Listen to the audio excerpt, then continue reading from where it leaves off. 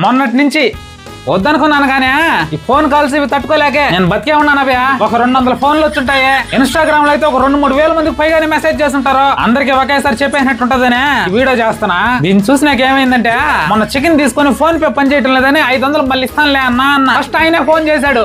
సురేష అదేలే ఇన్స్టాగ్రామ్ లో ఫోటో చూశాను 500 పోయిందని భయపడ్డానులే ఉన్నావు కదా అదేలే 500 కొడతామని అన్నాడు. ఇంకెందుకని అర్జెంట్ గా 500 కొట్టేసినా. మొన్న ఒక సినిమా చేసిన సినిమా అంతా అయిపోయింది. క్లైమాక్స్ షూట్ మాత్రం బ్యాలెన్స్ ఉంది. ఆ డైరెక్షన్ టీం వాళ్ళు ఫోన్ చేశారు. అదేలే సురేష క్లైమాక్స్ ఇంకా మనకు షూట్ ఉందా అదేలే ఫోటో చూసాంలే ఉన్నావు కదా అన్నారు. టైం బాగాలేక ఒక ఆయన దగ్గర చీటీ వేసి ముందే పాడేసి ఆయన ఫోన్ చేశాడు. అదేలే అభయ ఇంకా 3 చీటీలు బ్యాలెన్స్ ఉందిగా ఫోటో చూశాను అదేలే టెన్షన్ పడ్డా అన్నాడు.